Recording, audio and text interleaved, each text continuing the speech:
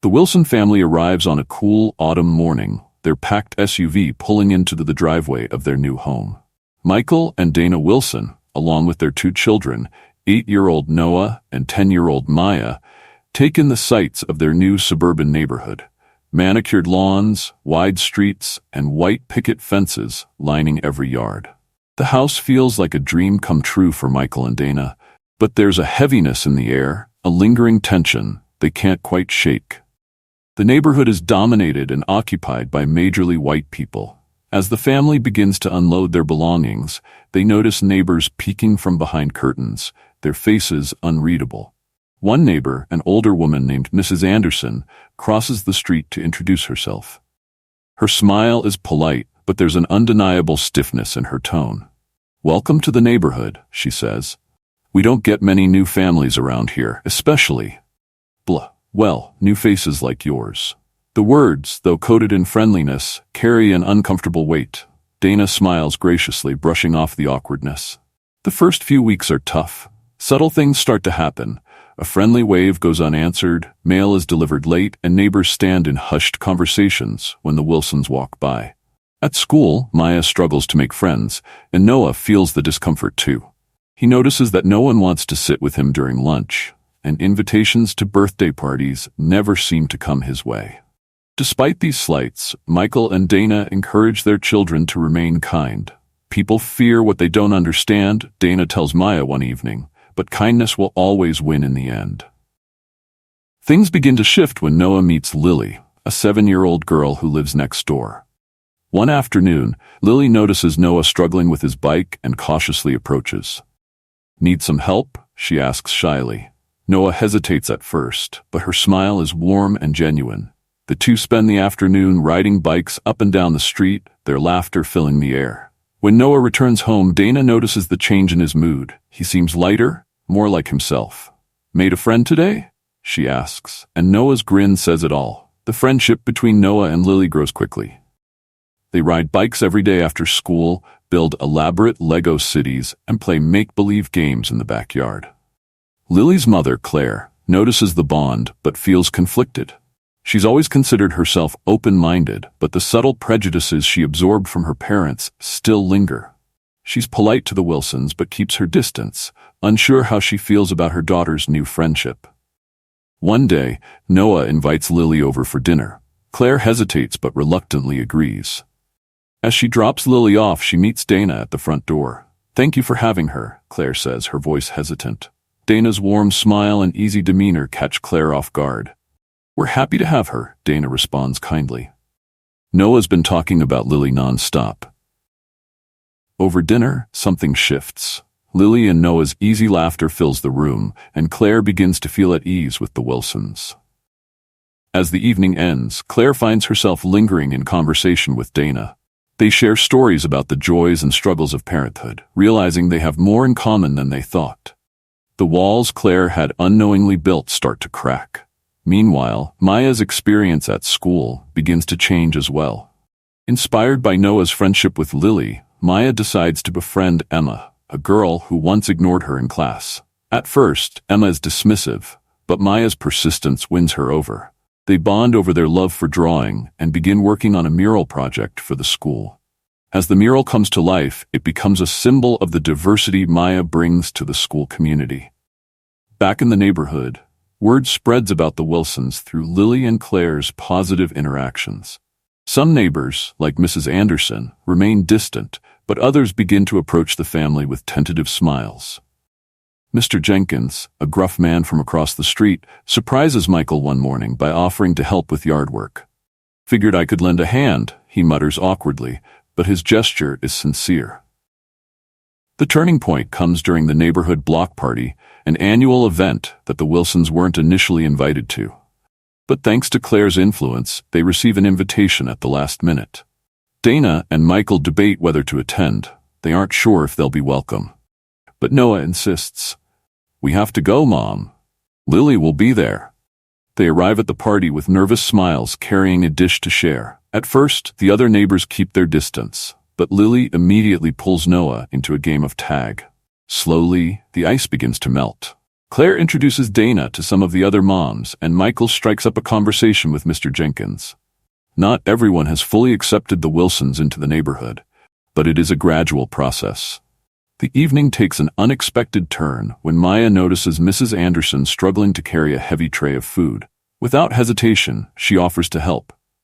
"Thank you, dear," Mrs. Anderson says, her stern expression softening for the first time. It's a small moment, but it marks a shift, a reminder that kindness can change hearts, even the most reluctant ones.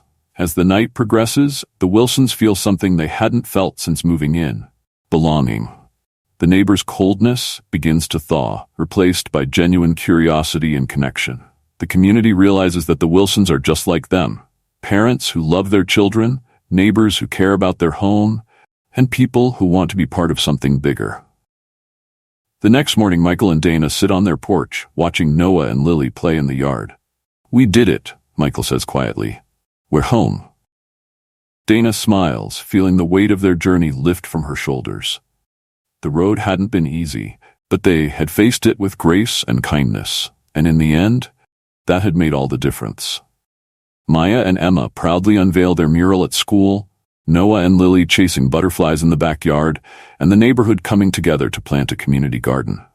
The Wilsons' front porch carries a new welcome mat at the door that reads, "All are welcome here." As the seasons change, the Wilsons become a staple of the neighborhood, their presence no longer questioned but welcomed. Each day brings new signs of progress. Neighbors who once exchanged awkward glances now stop by to chat. Children who initially kept their distance now include Noah and Maya in their games. The change isn't perfect, and old prejudices still surface from time to time, but the air feels lighter, and the barriers that once divided the community are slowly crumbling. A defining moment arrives in winter when the neighborhood faces a sudden snowstorm that knocks out power. Panic spreads, especially among the elderly residents, who are left without heat. Michael immediately springs into action, organizing a plan with Claire to ensure no one is left in the cold. The Wilsons open their doors to neighbors, offering food, blankets, and company. Even Mrs. Anderson, who had once been the most distant, finds herself seated in the Wilsons' living room with a cup of hot cocoa. She watches as Noah and Lily play board games by candlelight, their giggles filling the room. Mrs. Anderson, touched by the kindness surrounding her, looks over at Dana and quietly says, "You've brought warmth to this place, more than just tonight. Thank you." After the storm passes, the community emerges from the experience closer than before. Claire organizes a meeting with the neighbors to reflect on the changes that have happened since the Wilsons moved in.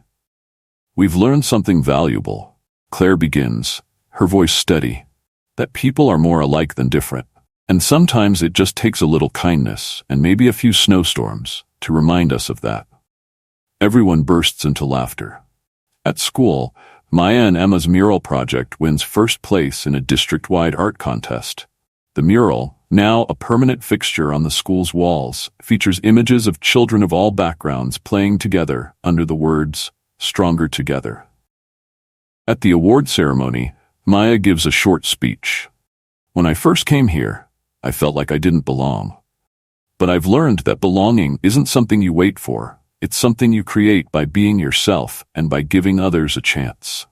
As spring approaches, the neighborhood begins preparations for a community garden, an idea sparked by Michael and supported by everyone. The entire street comes together to plant flowers and vegetables, side by side.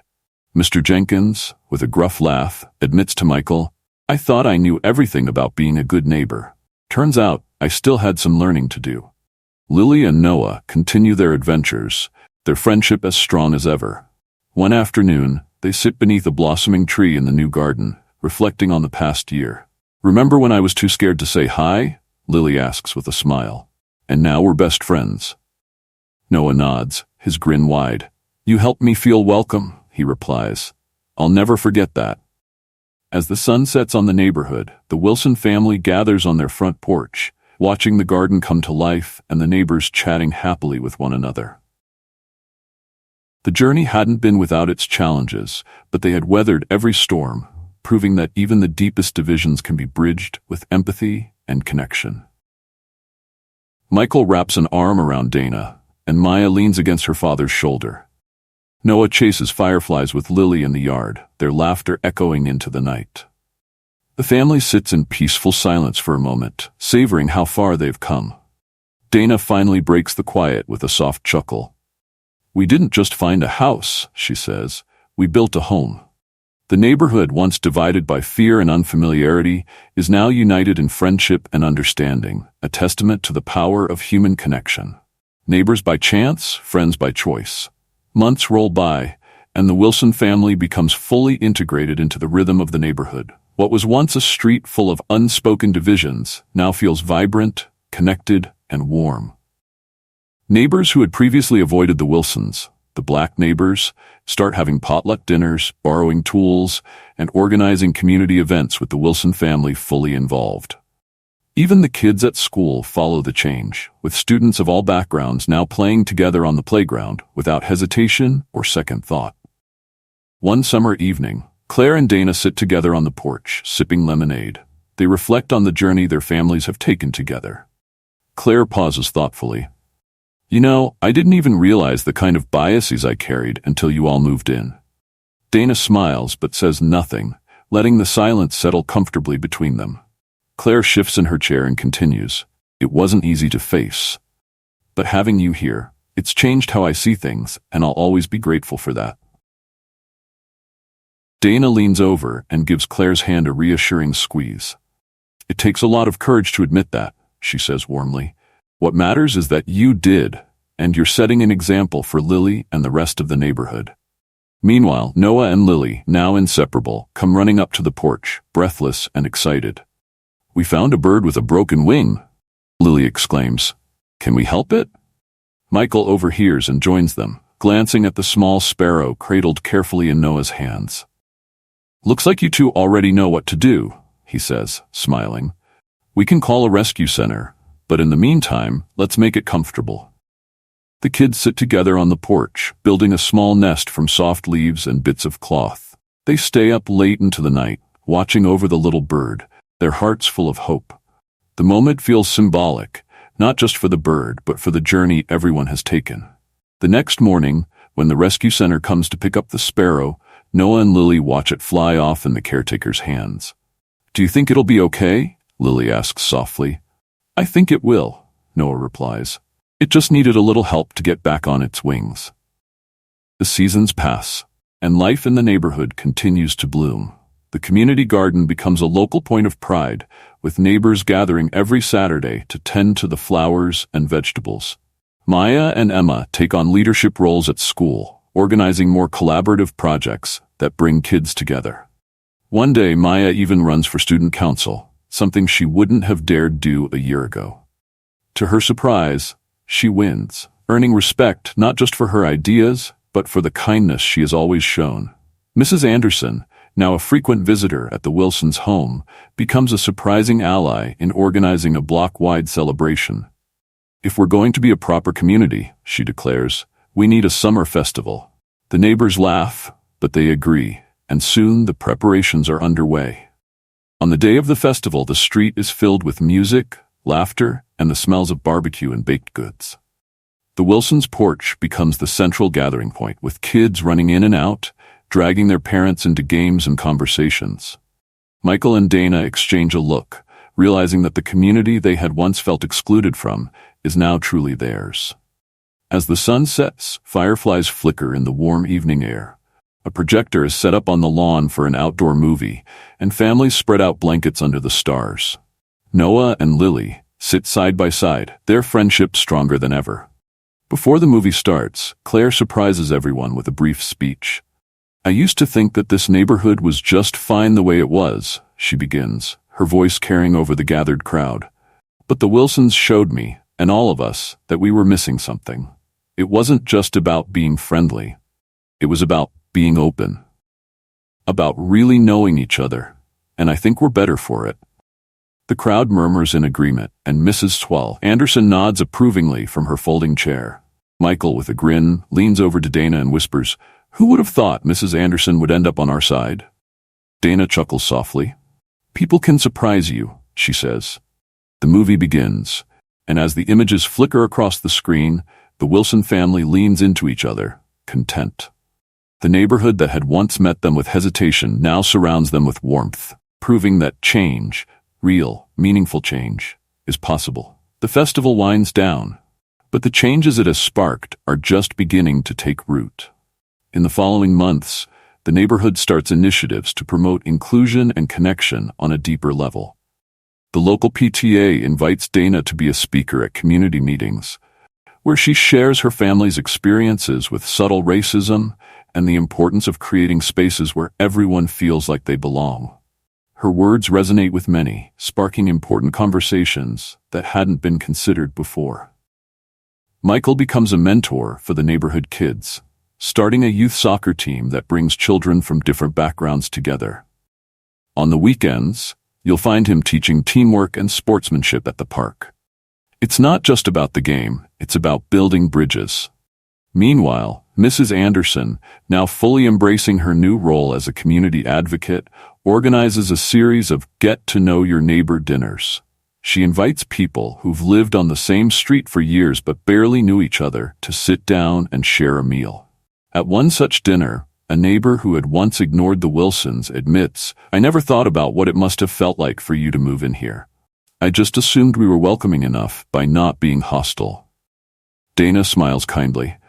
"It's not just about not being hostile," she responds. "It's about being intentional. Welcoming is a verb. It takes effort."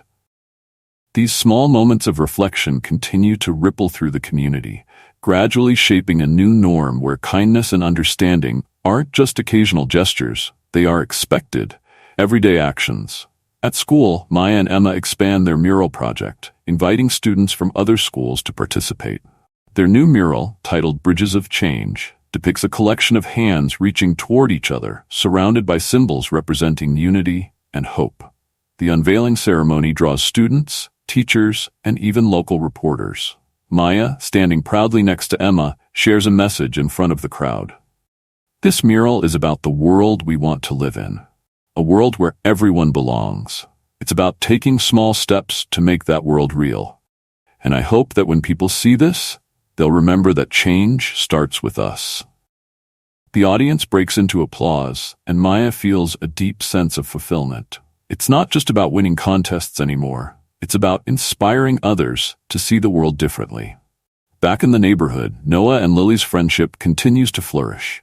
They spend their afternoons exploring the woods, riding bikes, and dreaming up adventures that only kids can.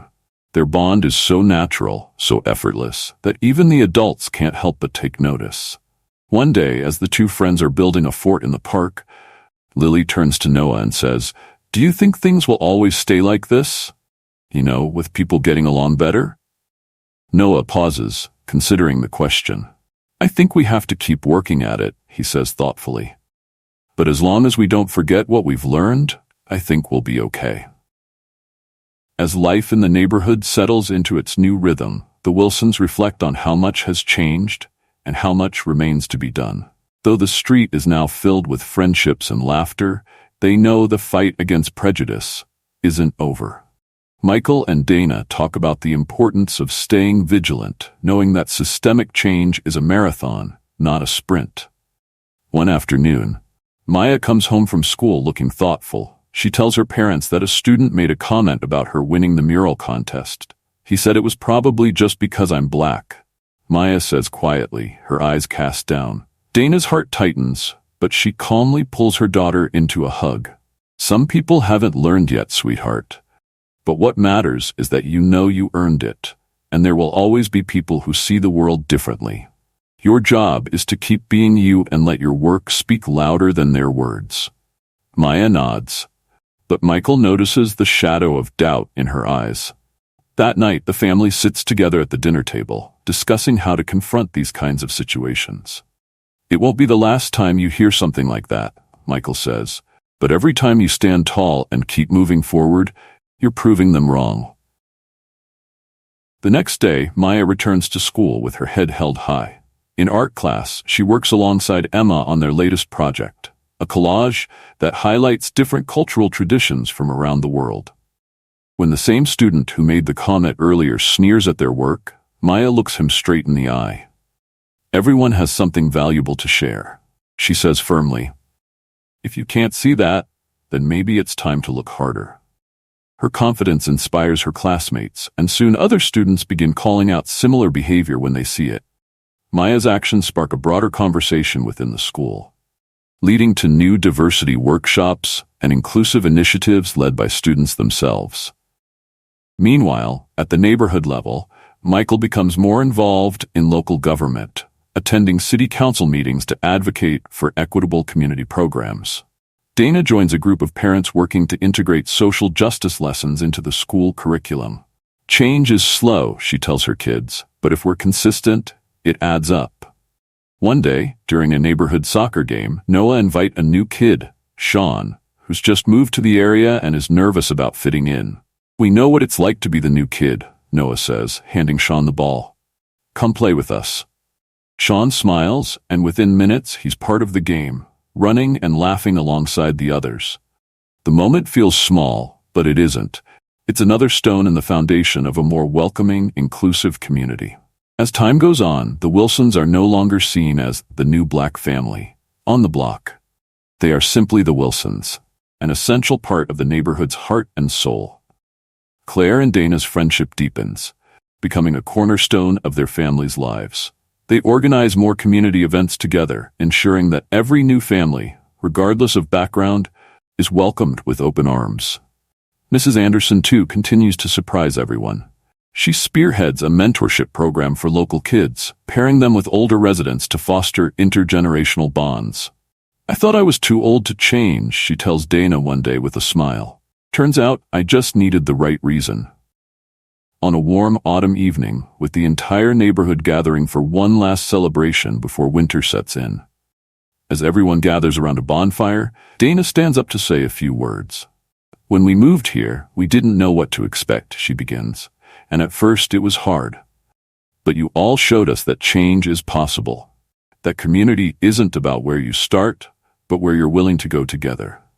Her words are met with applause, and as the fire crackles and sparks rise into the night sky, there's a feeling of unity, a sense that something meaningful has taken root here. The firelight glowing warmly on the faces of neighbors who were once strangers, now friends. The final moments are quiet but powerful.